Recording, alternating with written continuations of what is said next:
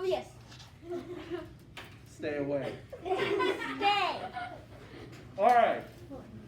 The last lesson that we did was 2.3. This was comparing and ordering decimals. When you have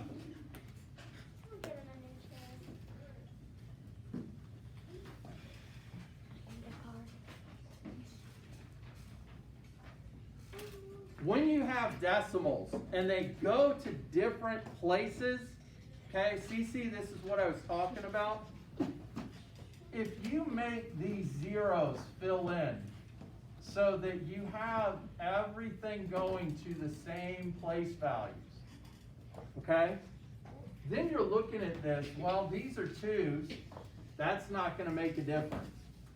If you look at this part here now, you've got 300, see that? You have 310 and 303. Now, if I want to do the least one, which would it be? Ryan? 300. That's the least. Which is the next? 303. And which is the last? 310. Okay? Once you put these zeros on, okay, does it make sense to you, Cece?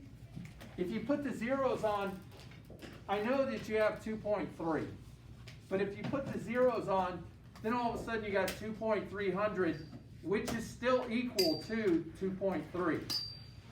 But then you're comparing apples to apples, and oranges to oranges.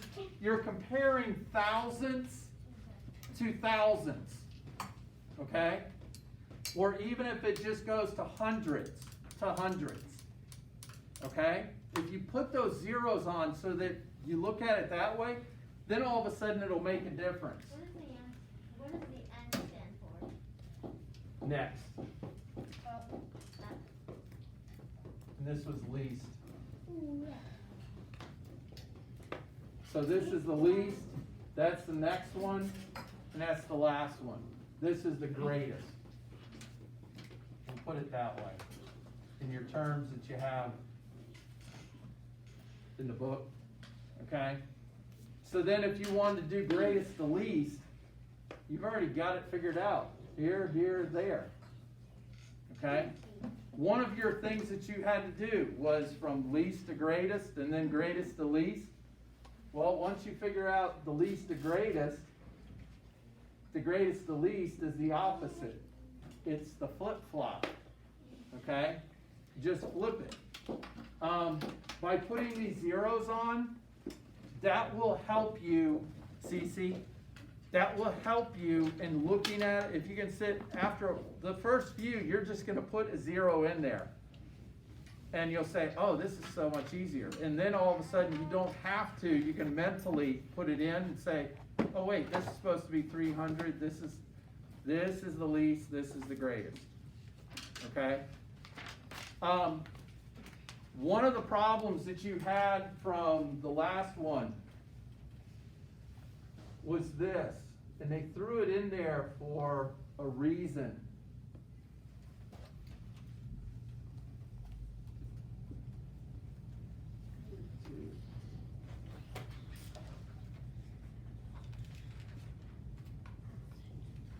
They threw this one in for a reason.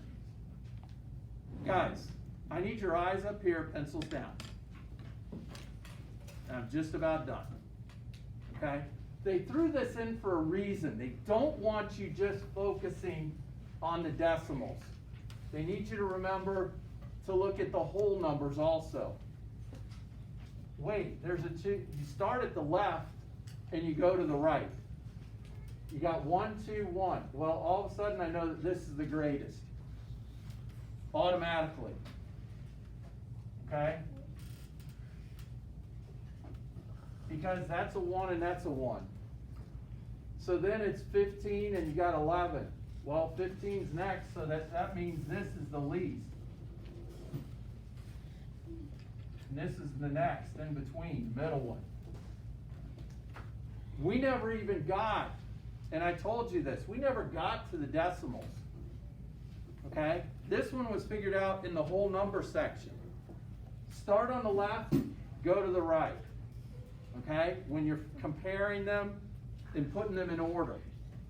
And also, if you don't have digits in there,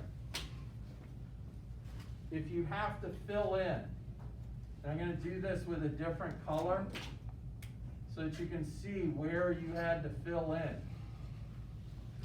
Okay? Once you fill it in, then it becomes a lot clearer for you. Okay? To figure it out. All right?